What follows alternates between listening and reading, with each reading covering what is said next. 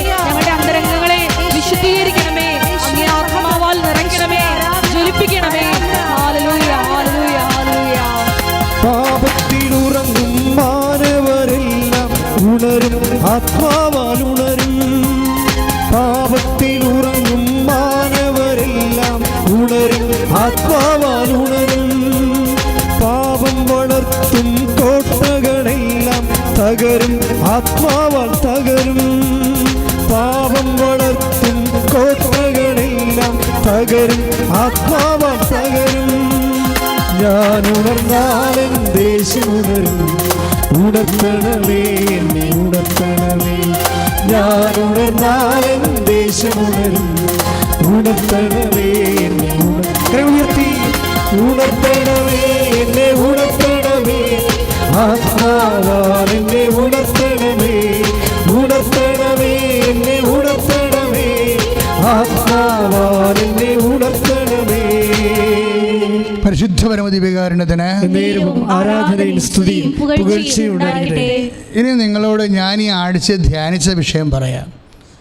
ഞാൻ ഈ ആഴ്ചയിൽ കർത്താവിൻ്റെ സുവിശേഷം 17-ാം അധ്യായം, യോഹന്നാൻ്റെ 17-ാം അധ്യായം 17, 18, 19, 20 വചനങ്ങളാണ് ധ്യാനിച്ചത്. കാര്യം ആ വചനം ധ്യാനിച്ചുകൊണ്ടാണ് ഞാൻ തോബിയാസിലേക്ക് പോകാൻ കാരണം. കാര്യം ഈ വചനത്തിൽ ക്രിസ്തു വിശുദ്ധിക്ക് വേണ്ടി പ്രാർത്ഥിക്കുന്നുണ്ട്. അതാണ് എൻ്റെ രസം. ക്രിസ്തു ഈ മനുഷ്യരാശി കണ്ടതിൽ വെച്ച് ഏറ്റവും വിശുദ്ധനായ ദൈവത്തിൻ്റെ പുത്രൻ തമ്പുരാനായ ക്രിസ്തു വിശുദ്ധിക്ക് വേണ്ടി പ്രാർത്ഥിക്കുന്നുണ്ട്. അപ്പോൾ അതെന്ത് വിശുദ്ധിയായിരിക്കും? അതായത് 17 യോഹന്നാൻ്റെ സുവിശേഷം, അവരെ അങ്ങ് സത്യത്താൽ വിശുദ്ധീകരിക്കണമേ. അവരെ അങ്ങ് സത്യത്താൽ വിശുദ്ധീകരിക്കണമേ. ഏറ്റ് പറഞ്ഞേ? അവരെ അങ്ങ് സത്യത്താൽ വിശുദ്ധീകരിക്കണമേ. അപ്പോഴേ അടുത്ത വചനം എന്ന് വെച്ചാൽ അങ്ങയുടെ വചനമാണല്ലോ സത്യം. അപ്പോഴേ എന്താ ഈശോ ഉദ്ദേശിക്കണത്? അവരെ അങ്ങ് വചനത്താൽ വിശുദ്ധീകരിക്കണമേ എന്നാണ്. ഇനി വചനം എന്താണെന്ന് അറിയണം. അതിന് താഴെ 17, 18 അങ്ങ് എന്നെ ലോകത്തിലേക്ക് അയച്ചതുപോലെ ഞാനും അവരെ ലോകത്തിലേക്ക് അയച്ചിരിക്കുന്നു. ഇനി 17, 19 വചനം ശ്രദ്ധിക്കണം. അവരും സത്യത്താൽ വിശുദ്ധീകരിക്കപ്പെടേണ്ടതിന് അവർക്ക് വേണ്ടി ഞാൻ എന്നെ തന്നെ വിശുദ്ധീകരിക്കുന്നു. Praise the lord. Hallelujah, hallelujah. ക്രിസ്തു മനുഷ്യരാശിയോട് ആകപ്പാടെ ഒരു ആൾ മാത്രമേ ചോദിച്ചിട്ടുള്ളൂ, നിങ്ങളിൽ ആർക്കെന്നിൽ പാപം ആരോപിക്കാൻ കഴിയുമെന്ന്. നിങ്ങളിൽ ആർക്കെന്നിൽ പാപം ആരോപിക്കാൻ കഴിയും. അപ്പോൾ പാപവും വിശുദ്ധിയും തമ്മിൽ അവിടെ എവിടെയോ വെച്ച് ബന്ധം പോകുന്നുണ്ട്. എന്നെ ശ്രമിക്കുന്ന ജനങ്ങൾ വളരെ ശ്രദ്ധിക്കണം. നമ്മൾക്കറിയാവുന്നൊരു വിശുദ്ധി പാപത്തെ ഉപേക്ഷിക്കുന്ന വിശുദ്ധിയാണ്. ഈ വിശുദ്ധിയുടെ ക്വാളിറ്റിയും ഈശോ പറയുന്ന വിശുദ്ധിയുടെ ക്വാളിറ്റിയും തമ്മിൽ 2 ക്വാളിറ്റിയാണ്. കാരണം 17, 19 അവർ സത്യത്താൽ വിശുദ്ധീകരിക്കപ്പെടേണ്ടതിന് അവർക്ക് വേണ്ടി ഞാൻ എന്നെ തന്നെ വിശുദ്ധീകരിക്കുന്നു. ഈശോയ്ക്ക് വിശുദ്ധീകരണത്തിൻ്റെ ആവശ്യമില്ലല്ലോ. പിന്നെ ഈശോ വിശുദ്ധീകരിക്കണം എന്ന് പറഞ്ഞാൽ എന്തിനാ? ഈശോയുടെ വിശുദ്ധീകരണം എന്ന് പറയണത് വചനത്താൽ, അതായത് നമ്മൾ 17 വായിക്കുന്നത്, അതായത് അവരെ സത്യത്താൽ വിശുദ്ധീകരിക്കണമേ. അങ്ങയുടെ വചനമാണല്ലോ സത്യം. അപ്പം അങ്ങയുടെ വചനത്താലാണ് വിശുദ്ധീകരിക്കേണ്ടത്. വചനം എവിടുന്നാണ് വരണത്? ദൈവത്തിൻ്റെ വചനം എവിടുന്നാണ് വരണത്? അപ്പോൾ നമ്മുടെ വാക്ക് എവിടുന്നാണ് വരണത്? നമ്മുടെ മനസ്സിൽ നിന്നാണ് വരണത്, അല്ലേ? നമ്മുടെ വാക്ക് എവിടുന്നാണ് വരണത്? നമ്മുടെ മനസ്സിൽ നിന്നാണ് വരണത്. അപ്പോൾ ദൈവത്തിൻ്റെ വാക്ക് എവിടുന്നാണ് വരണത്? ദൈവത്തിൻ്റെ മനസ്സിൽ നിന്നാണ് വരണത്. അപ്പോൾ ദൈവത്തിൻ്റെ മനസ്സിൽ നിന്ന് വരണത് വാക്കുകൾ എന്താണ്? മനസ്സിൻ്റെ ഇഷ്ടങ്ങളാണ് വാക്കുകളായിട്ടും വചനമായിട്ടും വരണത്. എന്ന് വെച്ചാൽ എന്താ അർത്ഥം? ദൈവത്തിൻ്റെ ഇഷ്ടമാണെന്ന് അർത്ഥം. സത്യമെന്ന് പറഞ്ഞാൽ എന്താണ്? വചനമാണ്. വചനമെന്ന് പറഞ്ഞാൽ എന്താണ്? ദൈവത്തിൻ്റെ വാക്കാണ്. ദൈവത്തിൻ്റെ വാക്കെന്ന് പറഞ്ഞാൽ എന്താണ്? ദൈവത്തിൻ്റെ മനസ്സിലിരിപ്പാണ്, ദൈവത്തിൻ്റെ ഇഷ്ടമാണ്. അപ്പോൾ ദൈവത്തിൻ്റെ ഇഷ്ടമാണ് ദൈവത്തിൻ്റെ വാക്ക്. ആ ദൈവത്തിൻ്റെ വാക്കാണ്, വചനമാണ് സത്യം. അപ്പോൾ സത്യം എന്ന് പറഞ്ഞാൽ എന്താണ്? ദൈവത്തിൻ്റെ മനസ്സിലിരിപ്പാണ്, ദൈവത്തിൻ്റെ ഇഷ്ടമാണ്.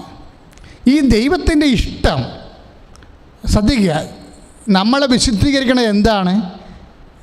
നമ്മളെ കുറിക്കുന്ന ദൈവത്തിൻ്റെ ഇഷ്ടമാണ്, നമ്മളെ വിൽ ഓഫ് ഗോഡാണ് നമ്മളെ വിശുദ്ധീകരിക്കുന്നത്. You got the point? നമ്മളെ വിശുദ്ധീകരിക്കുന്നത് എന്താണ്? വിൽ ഓഫ് ഗോഡാണ് വിശുദ്ധീകരിക്കുന്നത് നമ്മളെ. കർത്താവ് അവർക്ക് വേണ്ടി ഞാൻ എന്നെ തന്നെ വിശുദ്ധീകരിക്കണം എന്നല്ല ഈശോ പറഞ്ഞത്. പിതാവേ, യേശുവിൽ ഈ ലോകം കണ്ട ഏറ്റവും വലിയ അവിശുദ്ധനായി പോയനം എപ്പോഴാണ്? ഗെത്സമനിൽ വെച്ച് ഒറ്റ വാക്ക് പറഞ്ഞാണ് ഈശോ വിശുദ്ധനായത്. എന്നുവെച്ചാൽ ലോകത്തിൽ ഈശോനേക്കാൾ വലിയ വിശുദ്ധനില്ലാതായിപ്പോയി. എന്താ കാരണം? പിതാവേ, എൻ്റെ ഇഷ്ടമല്ല, അങ്ങയുടെ ഇഷ്ടം നിറവേറട്ടെ. അപ്പോൾ വിൽ ഓഫ് ഗോഡാണ്, ദൈവത്തിൻ്റെ ഇഷ്ടമാണ് നമ്മളെ അതാണ് ഈശോയാണ് അത്രയും കൃത്യമായിട്ട് പറഞ്ഞിരിക്കുന്നത്. ഒരു പക്ഷേ ഏറ്റവും കൂടുതൽ നാം പഠിക്കേണ്ട ഒരു സബ്ജക്റ്റാണിത്. കാര്യം നമ്മൾ വിചാരിച്ചുകൊണ്ടിരുന്ന മുഴുവനും പാപം ഒഴിവാക്കുമ്പോൾ വിശുദ്ധി ഉണ്ടാകുമെന്നാണ്. ഈശോ എന്താ പറഞ്ഞത്? നിങ്ങൾ ആർക്കെങ്കിലും പാപം ആരോപിക്കാൻ കഴിയുമെന്ന് ചോദിച്ചില്ലേ? നിങ്ങൾ ആർക്കെങ്കിലും പാപം ആരോപിക്കാൻ കഴിയും? അപ്പോൾ ഈശോക്ക് പാപമില്ലല്ലോ. പിന്നെ എന്താണ് ഈശോ ഇപ്പോൾ പറഞ്ഞിരിക്കുന്നത്? പാപമില്ലാത്ത ഈശോ എന്നാ പറഞ്ഞിരിക്കുന്നത്? അവർ സത്യത്താൽ വിശുദ്ധീകരിക്കപ്പെടേണ്ടതിന് 7:19 അവർക്ക് വേണ്ടി ഞാൻ എന്നെ തന്നെ വിശുദ്ധീകരിക്കുന്നു. ആ വിശുദ്ധീകരണം എന്താണ്? ആ വിശുദ്ധീകരണം എന്താണ്? പരപിതാവിൻ്റെ ഇഷ്ടത്തിന് ഈശോ കീഴ്വഴങ്ങിയതാണ് ഈശോയുടെ വിശുദ്ധീകരണം. Will of God is the means of sanctification. നമ്മുടെ വിശുദ്ധി എന്ന് പറയണത് ദൈവത്തിൻ്റെ തിരുമനസ്സാണ്. പലരും നമ്മൾ ഇപ്പോൾ അത് എപ്പോഴും മനസ്സിലാക്കേണ്ടത്, നമ്മൾ ഓരോരോ ഇപ്പോൾ തോബിയാസ് ജീവിതത്തിൽ സൽപ്രവൃത്തികളും സൽകൃത്യങ്ങളും ഒക്കെ ചെയ്ത നീതിമാനായ സത്യത്തിൽ ജീവിച്ച മനുഷ്യനാണെന്ന് പറയുന്നുണ്ട്. പക്ഷെ അങ്ങനെ പറയുമ്പോഴും ആ മനുഷ്യൻ്റെ കണ്ണിലാണ് കാഷ്ടം വീണിട്ട് കണ്ണുപോയത്. അപ്പോൾ ഇത്രയും വലിയ വിശുദ്ധിയോടെ അതുപോലെ തന്നെ സൽകൃത്യങ്ങൾ ചെയ്ത് ജീവിച്ച മനുഷ്യനെ എന്തുകൊണ്ടാണ് ദുരന്തങ്ങൾ ഉണ്ടായതെന്ന് ചോദിച്ചു കഴിഞ്ഞാൽ that is the will of God. Tobias വിശുദ്ധനായതുകൊണ്ട് ദൈവത്തെപ്പോലെ വിശുദ്ധനാകാൻ സത്യത്താൽ വിശുദ്ധീകരിക്കുകയാണ്. ഈശോ എന്താ പറഞ്ഞത്? മനുഷ്യനെ വിശുദ്ധീകരിക്കേണ്ടത് സത്യമാണ്. യോഹന്നാൻ 17:17 മനുഷ്യനെ വിശുദ്ധീകരിക്കേണ്ടത് സത്യമാണ്. കൽപ്പനയേക്കാൾ ഉപരി സത്യമാണ് മനുഷ്യനെ വിശുദ്ധീകരിക്കേണ്ടത്. സത്യം എന്താണ്? അങ്ങയുടെ വചനമാണല്ലോ സത്യം. വചനം എന്താണ്? അത് ദൈവത്തിൻ്റെ മനസ്സാണ്. നിന്നെക്കുറിച്ചുള്ള ദൈവത്തിൻ്റെ മനസ്സാണ്, നിന്നെക്കുറിച്ചുള്ള ദൈവത്തിൻ്റെ വചനം. തോബിയാസ് വ്യത്യസ്തങ്ങളായ ജീവിത മേഖലകളിലെ സൽപ്രവൃത്തികളോടെ സൽകൃത്യങ്ങളോടെ നീതിമാനായി സത്യസന്ധനായി ജീവിച്ച മനുഷ്യനാണെങ്കിലും ആ മനുഷ്യൻ്റെ ഓരോ ഘട്ടങ്ങളിലും അശനിപാതങ്ങൾ അതുപോലെ തന്നെ അപകടങ്ങൾ എല്ലാം അവകാശമോഹര്യമായി തീരുമ്പോൾ നമ്മൾ ചോദിക്കും, for what we should believe? നമ്മൾ എന്തിനു വേണ്ടി വിശ്വസിക്കണം എന്ന് നമ്മൾ ചോദിക്കും. നമ്മളിങ്ങനെയൊക്കെ ജീവിച്ചിട്ടും നമ്മളിങ്ങനെയൊക്കെ ദൈവമേ എന്ന് പറഞ്ഞ് ജീവിച്ചിട്ടും ദശാംശം കൊടുത്തിട്ടും പ്രാർത്ഥന നടത്തിയിട്ടും പള്ളിയിൽ കുർബാനയ്ക്ക് മുടങ്ങാതെ പോയിട്ടും എല്ലാ കാര്യങ്ങളും ചെയ്തിട്ടും നമ്മൾക്ക് രോഗങ്ങളാണല്ലോ എന്ന് പറയുമ്പോൾ അതാണ് നിന്നെക്കുറിച്ചുള്ള ദൈവത്തിൻ്റെ പദ്ധതിയെങ്കിൽ, അതാണ് നിന്നെക്കുറിച്ചുള്ള വചനമെങ്കിൽ, സത്യമെങ്കിൽ, അതാണ് നിന്നെക്കുറിച്ചുള്ള ദൈവത്തിൻ്റെ മനസ്സെങ്കിൽ നീ എന്തനുഭവിക്കുന്നു?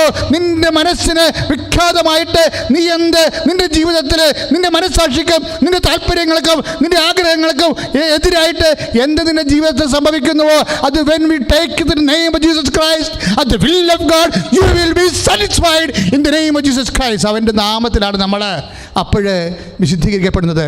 ദൈവത്തിലെ that means what is happening? നമ്മളെ എന്താണ് വിശുദ്ധീകരിക്കുന്നത്? ആ ദൈവത്തിൻ്റെ നമ്മളെക്കുറിച്ചുള്ള കൽപ്പനകളല്ല നമ്മളെ വിശുദ്ധീകരിക്കുന്നത്. നമ്മുടെ ഭക്തിയും പ്രാർത്ഥനയും വിശുദ്ധിയും അതുപോലെ സുഹൃതങ്ങളും ഒന്നല്ല മനുഷ്യനെ വിശുദ്ധീകരിക്കുന്നത്. അതൊക്കെ വിശുദ്ധീകരിക്കുമ്പോഴും ദൈവവചനം കർത്താവിനെക്കുറിച്ചുള്ള കാഴ്ചപ്പാട് പങ്കുവെക്കുമ്പോഴേ അങ്ങയുടെ വചനമാണല്ലോ സത്യമെന്ന് പറയുമ്പോൾ അവർക്ക് വേണ്ടി ഞാൻ എന്നെ തന്നെ വിശുദ്ധീകരിക്കണമെന്ന് പറയുമ്പോൾ അവർക്ക് വേണ്ടി ഈശോയെ എങ്ങനെയാണ് വിശുദ്ധീകരിച്ചത്? വിൽ ഓഫ് ഗാഡ്, പരപിതാവിൽ അതിവിശുദ്ധനായിരുന്ന കർത്താവ് പിന്നെ എന്തിനാണ് വിശുദ്ധീകരിക്കപ്പെടണമെന്ന് പറയണത്? അതിൻ്റെ അർത്ഥം എന്താണ്? ദൈവപിതാവിൻ്റെ മനസ്സാണ് ഒരു വ്യക്തിയെ വിശുദ്ധീകരിക്കണത്. ദൈവപിതാവ് നീ വിശുദ്ധനാകാം, നീ ചിലപ്പോൾ പാപം ഒഴിവാടി ജീവിക്കുന്ന ആളാകാം, 2 ആഴ്ച കുടുംബം കുമ്പസാരിക്കുന്ന വ്യക്തിയാകാം, അതുപോലെ തന്നെ നീ ദാനധർമ്മം ചെയ്യുന്ന വ്യക്തിയാകാം, നീ സൗമ്യതയും ജ്യോത്വാഭ്യാസനെ പോലെ നീതിമാനും സത്യസന്ധനുമാകാം. പക്ഷെ നിൻ്റെ ജീവിതത്തിൽ ദൈവഹിതമായിരിക്കത്തില്ല അത്. നിന്നെ വിശുദ്ധീകരിക്കണത് ദൈവഹിതമാണെങ്കിൽ അങ്ങനെയൊക്കെ വിശുദ്ധിയോടെ നീതിയോടെ സമാധാനത്തോടെ ജീവിച്ചു പോകുമ്പോൾ തന്നെ നിൻ്റെ ഇഷ്ടത്തിന് അനിഷ്ടമായിട്ട് എന്തെങ്കിലും ഒരു ജീവിതാനുഭവങ്ങൾ നിൻ്റെ ജീവിതത്തിൽ വന്നു കഴിയുമ്പോൾ if you take in the name of Jesus Christ, കർത്താവിൻ്റെ നാമത്തിലാണ് നമ്മൾ ദൈവത്തിൻ്റെ മനസ്സ് പോലെ, എന്നെക്കുറിച്ചുള്ള മനസ്സ് പോലെ, ദൈവത്തിൻ്റെ മനസ്സ് പോലെ ഞാൻ അക്സെപ്റ്റ് ചെയ്യണമെങ്കിൽ ആ ഒരു അശനിപാതം നിന്നെ വിശുദ്ധീകരിക്കാം. എന്താ കാര്യം? അതാണ് നിന്നെ സംബന്ധിച്ചുള്ള വചനം, അതാണ് നിന്നെ സംബന്ധിച്ചുള്ള സത്യം. അപ്പോൾ അങ്ങനെ ജീവിതത്തിൽ എന്നിട്ട് എന്താണ് എല്ലാവരും ചോദിക്കും, ദൈവം എന്നോട് ഞാൻ ഇനി ഒരു പള്ളിയിലും പോകത്തില്ല, ഒരു പട്ടക്കാരനെ വേണ്ട, ഒരു കുതാശമില്ല, എന്നാ കുമ്പസാരം, ഞാൻ ഇങ്ങനെയൊക്കെ ജീവിച്ചിട്ട് എനിക്കെന്ന് എൻ്റെ കച്ചവടം പൂട്ടിയില്ലേ, എനിക്ക് വണ്ടി ഇടിച്ചില്ലേ, എനിക്ക് പണിക്കാരനില്ലാതായി പോയില്ലേ, എനിക്ക് പെണ്ണ് കിട്ടിയില്ലല്ല, എല്ലാവർക്കും എന്ത് കല്യാണം കഴിച്ചല്ലോ, ഞാൻ മാത്രമല്ലേ ഒറ്റപ്പെടുത്തി നിൽക്കുന്നുള്ളൂ, എനിക്ക് ചെറുക്കാൻ കിട്ടിയിട്ടില്ലല്ല, അതുകൊണ്ട് ഞാൻ പള്ളിയിലും പോകത്തില്ല, പ്രാർത്ഥനയ്ക്കും വരുന്നില്ല എന്ന് പറഞ്ഞുകൊണ്ടിരിക്കുന്ന മനുഷ്യരില്ലേ, നിങ്ങൾ ഇത് കേൾക്കണം. എന്താ കാര്യം? ഈ വിഷയങ്ങളെല്ലാം നിങ്ങൾ ചെയ്തത് സത്യമാണ്. നിങ്ങൾ കൃത്യമായി പള്ളിയിൽ പോയി, സത്യമാണ്. നിങ്ങൾ കൃത്യമായി കുടുംബപ്രാർത്ഥന പങ്കെടുത്തു, അതൊക്കെ സത്യമാണ്. നിങ്ങൾ കൃത്യമായി ദാനധർമ്മം ചെയ്തു, അത് സത്യമാണ്. പക്ഷേ ആ സത്യങ്ങളൊന്നും ചിലപ്പോൾ ഒരു ദൈവഹിതത്തിനെ പോലെ നിന്നെ വിശുദ്ധീകരിക്കാൻ പോകുന്ന സത്യമല്ല. അത് സത്യമല്ലെന്ന് ഞാൻ പറഞ്ഞില്ല. ദൈവഹിതത്തിനെ പോലെ നിന്നെ വിശുദ്ധീകരിക്കാനുള്ള ക്വാളിറ്റി ഉണ്ടാകത്തില്ല. ഒരു പക്ഷേ ദൈവം നിന്നെ സമ്പൂർണ്ണമായി വിശുദ്ധീകരിക്കാൻ ഉദ്ദേശിക്കുന്നുണ്ടെങ്കിൽ നിൻ്റെ അനിഷ്ടത്തിന്, നിൻ്റെ ജീവിതം, നിൻ്റെ താല്പര്യങ്ങൾക്കെല്ലാം വ്യത്യസ്തങ്ങളായിട്ടുള്ള ദൈവ മനസ്സ് നീ സന്തോഷത്തോടെ നിറവേറ്റിയാൽ അവർ സത്യത്താൽ വിശുദ്ധീകരിക്കപ്പെടേണ്ടതിനെന്ന് ഈശോ പറഞ്ഞില്ലേ? ഈശോ വിശുദ്ധീകരിച്ചത് എന്താണ്? പരപിതാവിൻ്റെ മനസ്സ്, അപ്പാ അങ്ങയുടെ ഇഷ്ടമല്ല എൻ്റെ ഇഷ്ടമല്ല, അങ്ങയുടെ ഇഷ്ടം നിറവേറട്ടെ എന്ന് പറഞ്ഞപ്പോഴാണ് യേശു വിശുദ്ധീകരിക്കപ്പെട്ടത്. അതായത് ദൈവത്തിൻ്റെ ലെവലിലേക്ക്, ഒരു പക്ഷേ ആ ലെവലിനേക്ക് വലുതായിട്ട് കർത്താവ് ശരിക്കും നിങ്ങളും ഇതേപോലെ ചെയ്യണമെന്ന് പറഞ്ഞിട്ടുണ്ട് ഇല്ലേ? കാല് കഴുകാൻ ഈ ഗസ്റ്റ്ക്ക് മുമ്പ് കാല് കഴുകാൻ വേണ്ടി വന്നില്ലേ? അപ്പോൾ ഈശോ പറഞ്ഞതാണ് നിങ്ങളും ഇതുപോലെ ചെയ്യണമെന്ന്. ഞാൻ സത്യത്താൽ വിശുദ്ധീകരിക്കപ്പെട്ടതുപോലെ ഞാൻ എൻ്റെ പിതാവിൻ്റെ തിരുമനസ്സ് നിറവേറ്റിക്കൊണ്ട് അവൻ്റെ നാമത്തിലെ വിശുദ്ധിയുടെ പരമകാഷ്ഠയിൽ എത്തിയതുപോലെ നിങ്ങളും ദൈവഹിതം സ്വീകരിച്ചുകൊണ്ട്, ദൈവഹിതം അക്സെപ്റ്റ് ചെയ്തുകൊണ്ട് നിങ്ങളും വിശുദ്ധിയിലേക്ക്. അത് 13:15 യോഹന്നാൻ്റെ സുവിശേഷം 13:15. എന്തെന്നാൽ ഞാൻ നിങ്ങൾക്ക് ചെയ്തതുപോലെ നിങ്ങളും ചെയ്യേണ്ടതിന് ഞാൻ നിങ്ങൾക്കൊരു മാതൃക നൽകിയിരിക്കുന്നു. ഒരു വിശുദ്ധീകരണത്തിന് മാർഗദർശ എന്താണ്? അത് യേശുവാണ്. യേശുവിൻ്റെ മാതൃക എന്താണ്? ദൈവഹിതം നിറവേറ്റിയതാണ്. അതുകൊണ്ട് തന്നെ സ്വർഗസ്ഥനായ പിതാവെന്ന് പറയുന്നതാണ് ആ പ്രാർത്ഥനയാണ് വിശുദ്ധിയുടെ പ്രാർത്ഥന. നമ്മൾ കുമ്പസാരത്തിന് ജപം ചെല്ലും, മനസ്താപകരണം ചെല്ലും. പക്ഷേ ഏറ്റവും ക്ലീനായിട്ടുള്ള വിശുദ്ധിയുടെ പ്രാർത്ഥന എന്താണ്? സ്വർഗസ്ഥനായ ഞങ്ങളുടെ പിതാവേ, അങ്ങയുടെ നാമം പൂജിതമാകണമേ, അങ്ങയുടെ രാജ്യം വരണമേ, അങ്ങയുടെ തിരുമനസ് സ്വർഗത്തിലെ പോലെ ഭൂമിയിലുമാകണമേ. കാര്യം അങ്ങയുടെ തിരുമനസ് നിറവേറ്റിയാണ് യേശു അവർക്ക് വേണ്ടി ഞാൻ എന്നെ തന്നെ വിശുദ്ധീകരിക്കണമെന്ന് പറഞ്ഞ 17-19 വചനം വ്യാഖ്യാനിച്ചു തന്നത് നമുക്ക് ജീവിതം കൊണ്ട്. അത് നമ്മളും അതുപോലെ അനുവർത്തിക്കാൻ വേണ്ടിയാണ് 13-15 യോഹന്നാൻ പറയണത്. ഞാൻ ചെയ്ത പോലെ നിങ്ങളും അതുപോലെ തന്നെ ചെയ്യാൻ വേണ്ടി ഞാൻ നിങ്ങൾക്കൊരു മാതൃകയായിരിക്കുന്നു. വിശുദ്ധിയുടെ മാതൃക. തോബിയാസിൻ്റെ വിശുദ്ധിയുടെ മാതൃക നമുക്കറിയാം. പൗലോസ് അപ്പോസ്തലൻ പറഞ്ഞ 12-15 ഹെബ്രായ ലേഖനം വിദ്വേഷത്തിൻ്റെ പേര് വളർന്ന് അശുദ്ധരാകാതെ സൂക്ഷിക്കാൻ പറഞ്ഞ മാതൃക നമുക്കറിയാം. ലെവയാർ 18-20 മ്ലേച്ഛതകളെ അവസാനിപ്പിച്ചുകൊണ്ട് ശാരീരികമായ ക്ലീൻനെസ് വിശുദ്ധിയുടെ മാതൃകയായിട്ടുള്ള മാതൃക നമുക്കറിയാം. ലെവയാരുടെ വിശുദ്ധിയുടെ മാതൃകയല്ല പൗലോസ് അപ്പോസ്തലൻ്റെ വിദ്വേഷത്തിന് വേര് വളരുന്ന അശുദ്ധരാകുന്ന വിശുദ്ധിയുടെ മാതൃകയല്ല. നമ്മൾ ഫോളോ ചെയ്യണത് യേശുക്രിസ്തുവിൻ്റെ വിശുദ്ധിയുടെ മാതൃകയാണ്. അതെന്താണ്? വിൽ ഓഫ് ഗോഡാണ്. വില്ല് ഓഫ് ഗോഡ്, ദൈവത്തിൻ്റെ തിരുമനസ് നിന്നെക്കുറിച്ച് എന്താണ്? നീ ജീവിതകാലം മുഴുവൻ കെട്ടാതെ നിൽക്കണം. പല കല്യാണം വന്ന് 55 കല്യാണം വന്ന് ഒക്കണില്ല. അപ്പോഴെല്ലാവരും വരും കെട്ടെന്ന് പറയും. എന്തിനാണ്? നിന്നെ കെട്ടിച്ചിട്ട് നിൻ്റെ കാര്യത്തിൽ വേറെ പെണ്ണിനെ ഏൽപ്പിച്ച് അങ്ങോട്ട് വിടാൻ വേണ്ടി അവരുടെ തൽക്കാലത്തേക്കുള്ള ഉത്തരവാദിത്വം മറവേറ്റും. അത് നാട്ടു നടപ്പനുസരിച്ച് ചെയ്യും. പക്ഷേ നീ പ്രാർത്ഥിക്കുന്ന വ്യക്തിയാണ്.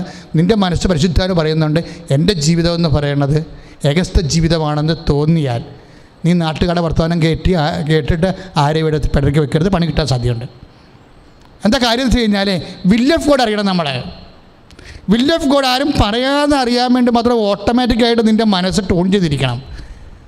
അല്ലാത്തപ്പോഴാണ് പ്രശ്നം വരണത്. എല്ലാ കാര്യങ്ങളൊക്കെ നല്ലതായിരിക്കാം, പക്ഷെ അത് വില്ല് ഓഫ് ഗോഡ് ആയിരിക്കത്തില്ല.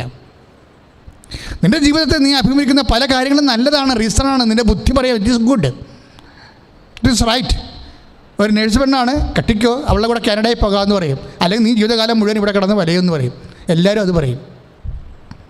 ചിലപ്പോൾ നല്ലതായിരിക്കാം, പക്ഷേ ഓട്ടോമാറ്റിക്കായിട്ട് ദൈവ പൈതൽ ഈ 70 കൊല്ലത്തെ ജീവിതമല്ല മനസ്സിൽ കാണുന്നത്. നമ്മൾ ദൈവത്തിന് എന്തിനാണ് വിശ്വസിക്കണത്? ഇവിടെ എങ്ങനെ വയറ്റിപ്പിഴപ്പിന് ജീവിക്കാൻ വേണ്ടിയാണോ? അല്ല. നമ്മളെന്തിനാണ് ദൈവത്തെ വിശ്വസിക്കണത്? ദൈവത്തിൻ്റെ കൂടെ നമുക്ക് നിത്യതയോളം ജീവിക്കാൻ വേണ്ടിയല്ലേ? ഈ നിത്യതയോളം നമ്മൾ ജീവിക്കാനുള്ള ഭക്ഷണം എന്ന് പറയുന്നത്, നിത്യതയ്ക്ക് വേണ്ടിയുള്ള ഭക്ഷണം എന്ന് പറയുന്നത് വില്ല് ഓഫ് ഗോഡാണ്. ആ വില്ല് ഓഫ് ഗോഡ്, ദൈവത്തിൻ്റെ മനസ്സ്, അത് നിറവേറ്റാൻ ഓട്ടോമാറ്റിക്കായിട്ട് നമുക്ക് സാധിക്കണം. കാര്യം ഒരു വിഷയം എടുക്കുമ്പോൾ അത് വില്ല് ഓഫ് ഗോഡ് അല്ലെങ്കിൽ നമുക്ക് മനസ്സിൽ ഉടനെ എന്തോ ഒരു കടിച്ച് ഇങ്ങനെ ഈ എയർ ബ്രേക്ക് ക്ലച്ച് കടിച്ചെന്നൊക്കെ പറയത്തില്ലേ, അതുപോലെ അങ്ങോട്ടും ഇല്ല ഇങ്ങോട്ടും ഇല്ല നിൽക്കും. ഈ ബ്രേക്ക് കടിച്ചെന്നൊക്കെ പറയും, നമ്മൾ ക്ലച്ചല്ല ബ്രേക്ക് കടിച്ചെന്നൊക്കെ പറയും. അതുപോലെ നിൽക്കും അങ്ങോട്ടും ഇങ്ങോട്ടും. നീ പ്രെയർ ചെയ്യുമ്പോൾ എപ്പോഴും ശ്രദ്ധിക്കേണ്ട ഇതാണ്, ദൈവമേ വില്ല് ഓഫ് ഗോഡ് എന്തായാലും പെട്ടെന്ന് മനസ്സിലാക്കാനുള്ള കൃപയിലേക്ക് എന്നെ വളർത്തണമേ എന്ന്.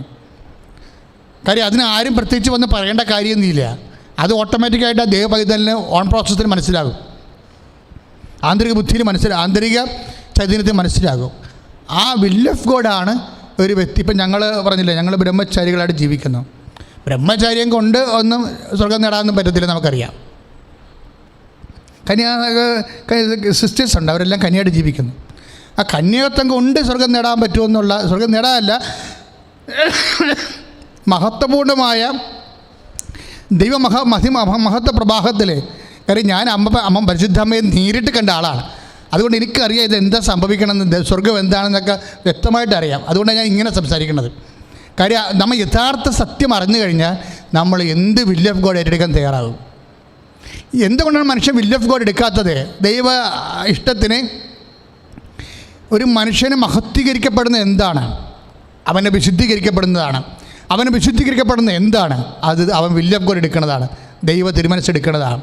അപ്പോൾ ദൈവ തിരുമനസ് എടുത്തു കഴിഞ്ഞാൽ നമുക്ക് അല്പം പോലും മനസ്സിൽ പരിശുദ്ധാത്മ ഉള്ളത് കാരണം ചാഞ്ചല്യം തോന്നത്തില്ല. ആരെല്ലാം എന്തെല്ലാം പറഞ്ഞാലും നമുക്ക് ചാഞ്ചല്യം തോന്നത്തില്ല.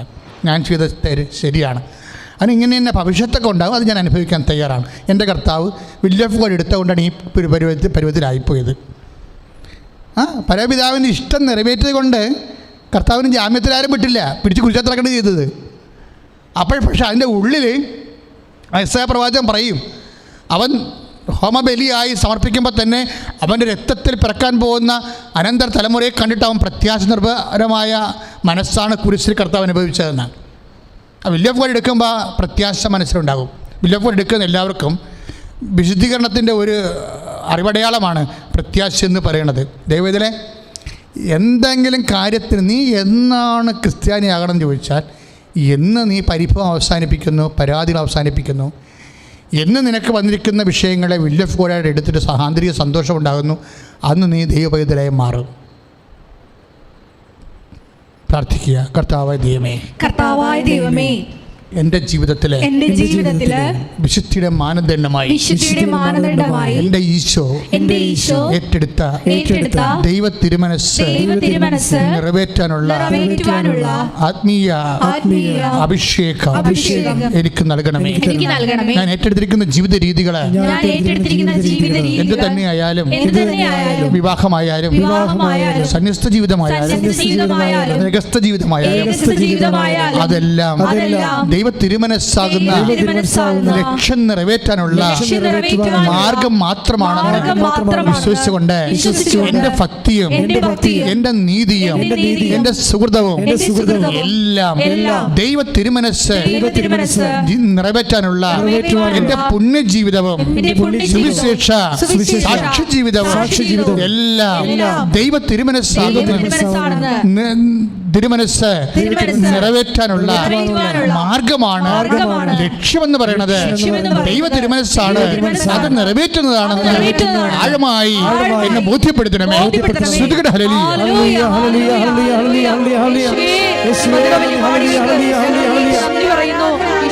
ഏറ്റവും വലിയ വിശുദ്ധിയുടെ പ്രാർത്ഥനയാണ്.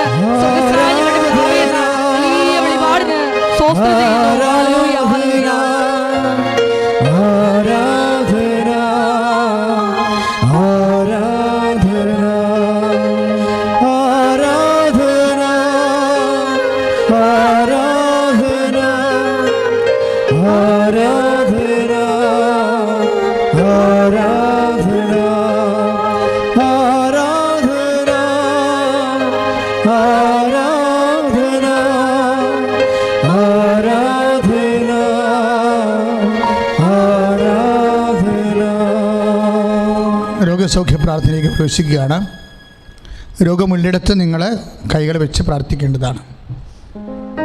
അത് വിശ്വാസപ്രമാണം ചെല്ലണം, അല്ലെങ്കിൽ സ്വർഗ്ഗസ്ഥനായ പിതാവ് ചെല്ലിയാൽ മതി. രോഗമുള്ളിടത്ത് കർത്താവ് ഇപ്പോൾ നിങ്ങളെ സുഖപ്പെടുത്തുന്ന സമയമാണ്. രോഗമുള്ളിടത്ത് തൊണ്ടരോഗമുള്ളവരുണ്ടാവും, ടോൺസൈറ്റ് രോഗികൾ, തൈറോയ്ഡ് രോഗികളൊക്കെ തൊണ്ടരോഗം, നെഞ്ചുവേദനക്കാർ, കരരോഗികളൊക്കെ നെഞ്ചിൽ കൈവെക്കണം. ഉദരരോഗികൾ, പിസ്തുല രോഗികൾ, PCOD രോഗികൾ, ഗർഭസ്ഥ ശിശുവുള്ളവർ, അവന് തൂക്കമില്ലാത്തവർ, ഗർഭസ്ഥ ശിശുവിന് ഹൃദയസ്പന്ദനം കുറഞ്ഞിട്ടുള്ളവർ, വെയിറ്റ് കുറവാണെന്ന് പറഞ്ഞിട്ടുള്ളവരെല്ലാം ഗർഭിണികളെ അടിവയറ്റ് കൈവെക്കണം. പിസ്തുല രോഗികൾ, അൾസർ രോഗികളൊക്കെ എല്ലാം അടിവയറ്റ് കൈവെക്കണം. വ്യത്യസ്തങ്ങളായ സ്രാവ രോഗികളുണ്ട്. ദ്വാരങ്ങളിൽ നിന്നൊക്കെ പഴുപ്പും ചോരയൊക്കെ എപ്പോഴും പുറത്തു വരുന്ന സ്രാവരോഗികൾ, അവരെല്ലാം ഇപ്പോൾ സമർപ്പിച്ച് പ്രാർത്ഥിക്കുന്ന സമയമാണ്. അവരെ സന്തോഷത്തോടെ സ്വർഗ്ഗസ്ഥനായ പിതാവ് ചൊല്ലിക്കൊടുത്താൽ മതി. കർത്താവ് അവരെ സ്പർശിച്ച് സുഖപ്പെടുത്തും. വിവാഹം ഒത്തുവരാത്തവരുണ്ട്, കുഞ്ഞുങ്ങളില്ലാത്തവരുണ്ട്, വീടില്ലാത്തവർ, അതുപോലെ തന്നെ ജോലിയില്ലാത്തവർ, വിദേശ ജോലി നഷ്ടപ്പെട്ടിട്ട് അവിടെ സാലറി ഇല്ലാതെ ജീവിക്കുന്നവരുണ്ട്, ഇവിടുന്ന് പോകാൻ വേണ്ടി പാടുപെടുന്നവരുണ്ട്, ലോക്ക്ഡൗൺ ആയത് കാരണം സമയത്ത് യൂണിവേഴ്സിറ്റിയിലോ എത്തിച്ചേരാൻ പറ്റാത്തവരുണ്ട്. അവരെല്ലാം ഈ സമയത്ത് ഓർക്കുകയാണ്. നിങ്ങൾ ആ ഉദ്യമങ്ങളിൽ നിന്ന് പിന്തിരിയരുത്. കൃപാസനത്തിൻ്റെ അമ്മ നിങ്ങളെ പ്രാർത്ഥിച്ച് നിങ്ങളുടെ യഥാർത്ഥ ലക്ഷ്യങ്ങളിൽ എത്തിക്കും. ഉദ്യമങ്ങളിൽ നിന്ന് പിന്തിരിയണ്ട, ഞങ്ങളിവിടെ നിങ്ങൾക്ക് വേണ്ടി പ്രാർത്ഥിക്കുകയാണ്. പുതിയ കോഴ്സ് ആരംഭിച്ചിട്ടുള്ളവരുണ്ട്, പുതിയ കോഴ്സിന് വേണ്ടി അഡ്മിഷന് വേണ്ടി പരിശ്രമിക്കുന്നവരുണ്ട്. അവരെല്ലാം ഞങ്ങൾ ഈ സമയത്ത് ഓർക്കുന്നു. പുതിയ പരീക്ഷ എഴുതുന്നവർ, റിസൾട്ട് പ്രതീക്ഷിക്കുന്നവരുണ്ട്, പുതിയ കോഴ്സിന് അഡ്മിഷൻ പ്രതീക്ഷിക്കുന്നവരുണ്ട്. അവരെല്ലാം ഞങ്ങൾ ഈ സമയത്ത് ഓർക്കുന്നു. നിങ്ങൾ സന്തോഷമായിട്ടിരിക്കണം. 10,000 പ്രാർത്ഥിച്ചിട്ടുള്ള, ഇപ്പോഴും ഉടമ്പടിയിൽ പ്രാർത്ഥിച്ചുകൊണ്ടിരിക്കുന്ന വലിയ ദൈവസന്നിധാനത്തിലാണ്.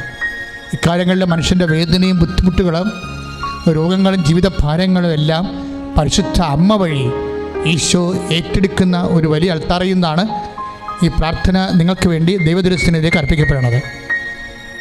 കുടുംബ സമാധാനം നഷ്ടപ്പെട്ടവരെ ഞങ്ങൾ ഓർക്കുന്നുണ്ട് ഇപ്പോഴേ. അതുപോലെ തന്നെ മക്കളെ പ്രതി വേഗത അനുഭവിക്കുന്നവർ, പ്രേമങ്ങളെ അകപ്പെട്ടിരിക്കുന്നവർ, അതുപോലെ പ്രേമചതിയിൽപ്പെട്ടവർ, പ്രേമത്തിൽ പിരിഞ്ഞിരിക്കുന്ന കാരണം ഭയങ്കരമായ സങ്കടങ്ങളിലും തകർച്ചയിലും വേദനിക്കുന്നവരുണ്ട്. പച്ച മലയാളത്തിൽ പറഞ്ഞു കഴിഞ്ഞാൽ തേക്കപ്പെട്ടവരുണ്ട്. ശാരീരിക ബന്ധം കഴിഞ്ഞതിന് ശേഷം ഉപേക്ഷിക്കപ്പെട്ടവരുണ്ട്.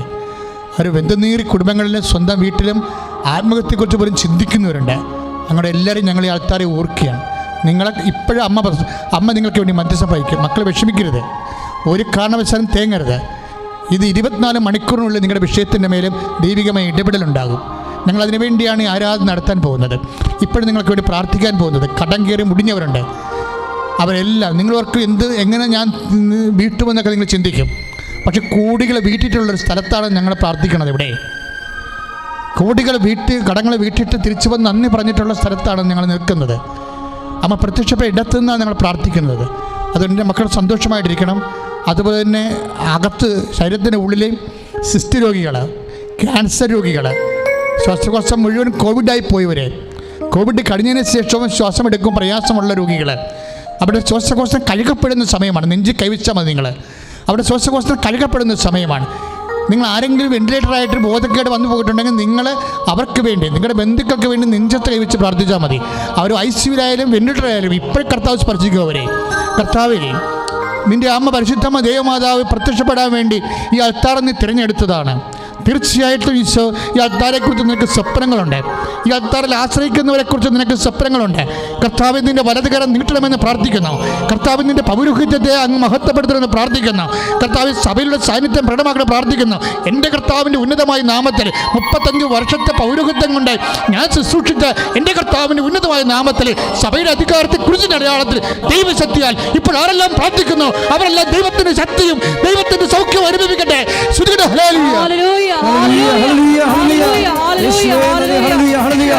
ഓരോരുത്തരുടെയും വ്യത്യസ്തമായ ജീവിത മേഖലകളെ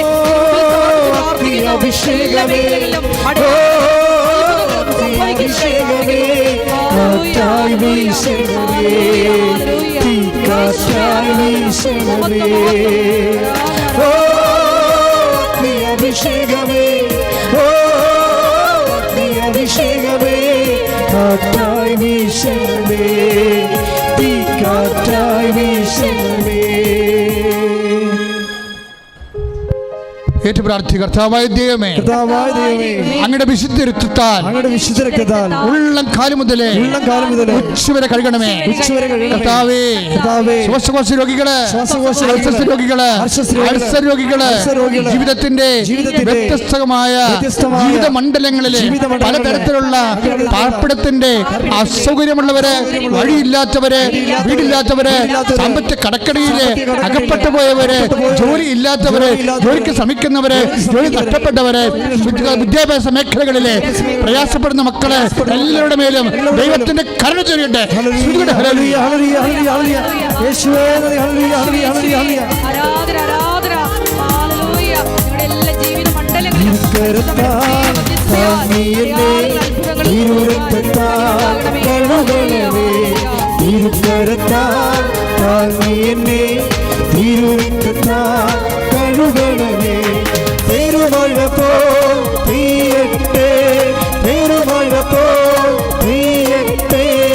യേശുവിൻ രക്തം, യേശുവിൻ രക്തം, യേശുവിൻ തിരുരക്തം, യേശുവിൻ രക്തം, യേശുവിൻ രക്തം, യേശുവിൻ തിരുരക്തം.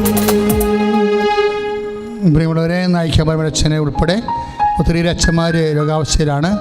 അവർ തന്നെ സുവിശേഷ പ്രവർത്തകർ കുറച്ച് പേര് രോഗാവസ്ഥയിലാണ്.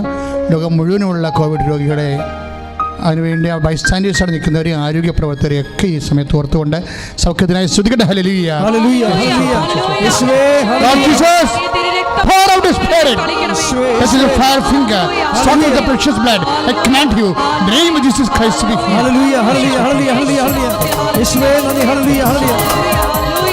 രോഗമെല്ലാം മാറിടട്ടെ, നഷ്ടമെല്ലാം നീങ്ങിടട്ടെ, രോഗമെല്ലാം മാറിടട്ടെ, കഷ്ടമെല്ലാം നീങ്ങിടട്ടെ, തിരുമുറിവിനാൽ സുഖപ്പെടട്ടെ, തിരുമുറിവിനാൽ സുഖപ്പെടട്ടെ. സമാപന ആശീർവാദമാണ്. എല്ലാവരും മുട്ട നിൽക്കുക. എന്തെങ്കിലും വിഷയം അച്ഛൻ വിട്ടു പോയിട്ടുണ്ടെങ്കിൽ ഇപ്പോഴും നിങ്ങൾക്ക് സമർപ്പിക്കാവുന്നതാണ്.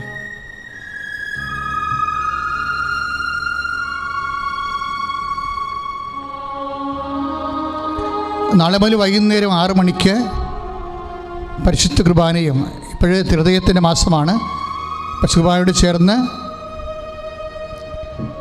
തിരുഹൃദയ ദിവ്യകാരുണ്യ ആരാധന 6 മണി തൊട്ട് 7:30 മണി വരെയാണ് സമയം. ശ്രദ്ധിക്കുക, എല്ലാവരും പങ്കെടുക്കേണ്ടതാണ്. പങ്കെടുത്ത് അനുഗ്രഹം പ്രാപിക്കണം. നമ്മുടെ ഈ കോവിഡ് സമയത്ത് നമുക്ക് ദൈവം മാത്രമേ ഉള്ളൂ എന്നുള്ള തിരിച്ചറിവ് ലോകത്ത് എല്ലാം കിട്ടി. പക്ഷേ കിട്ടിയതുകൊണ്ട് മാത്രമായില്ല, അത് ദൈവത്തിന് കൂടി മനസ്സിലാക്കണം. നമ്മുടെ ആശ്രയത്തിൽ നിന്ന് കിട്ടുന്ന അവസരങ്ങളെല്ലാം ശ്രദ്ധിക്കുക. നാളെ മുതൽ 6 മണി, വൈകുന്നേരം 6 മണി തൊട്ട് 7 മണി വരെ 7:30 മണി വരെ പരിശുദ്ധ കുർബാനയും ത്രിഹൃദയ ദിവ്യകാരുണ്യ ആരാധനയുമാണ് കൃപാസ്ഥാനത്ത് അറിയുന്ന ലൈവായിട്ട് ലഭിക്കുന്നത്. എല്ലാവരും അത് കേട്ട് ആ ശുശ്രൂഷയിൽ പങ്കെടുത്ത് അനുഗ്രഹം പ്രാപിക്കേണ്ടതാണ്. നമുക്ക് സമാപന ആശീർവാദം സ്വീകരിക്കാം.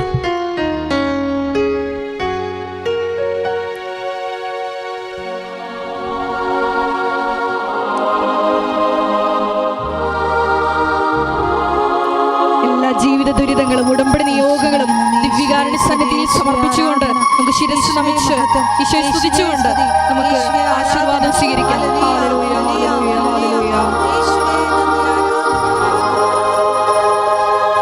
പരിശുദ്ധ പരമമാ ദിവ്യകാരുണ്യമേ, ഇന്നുമെന്നും അങ്ങേക്കാരാധന.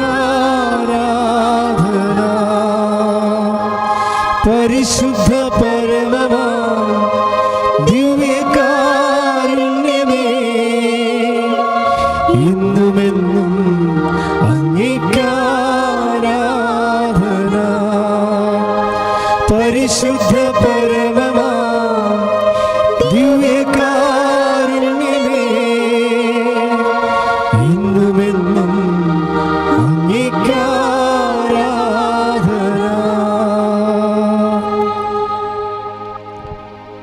പരിശുദ്ധ പരമ ദിവ്യകാരുണ്യത്തിന് എന്നേരവും ആരാധനയും സ്തുതിയും പുകഴ്ചയും ഉണ്ടായിരിക്കട്ടെ. നിത്യസ്തുതിക്ക് യോഗ്യനായ പരിശുദ്ധ പരമ ദിവ്യകാരുണ്യത്തിന് എന്നേരവും ആരാധനയും സ്തുതിയും പുകഴ്ചയും ഉണ്ടായിരിക്കട്ടെ. എന്നും നമ്മെ സ്നേഹിക്കുകയും പരിപാലിക്കുകയും ചെയ്യുന്ന പരിശുദ്ധ പരമ ദിവ്യകാരുണ്യത്തിന് എന്നേരവും ആരാധനയും സ്തുതിയും പുകഴ്ചയും ഉണ്ടായിരിക്കട്ടെ. പരിശുദ്ധ പരമ ദിവ്യകാരുണ്യത്തിന് എന്നേരവും ആരാധനയും സ്തുതിയും പുകഴ്ചയും ഉണ്ടായിരിക്കട്ടെ. ആവേ ആവേ ആവേ മരിയ, ആവേ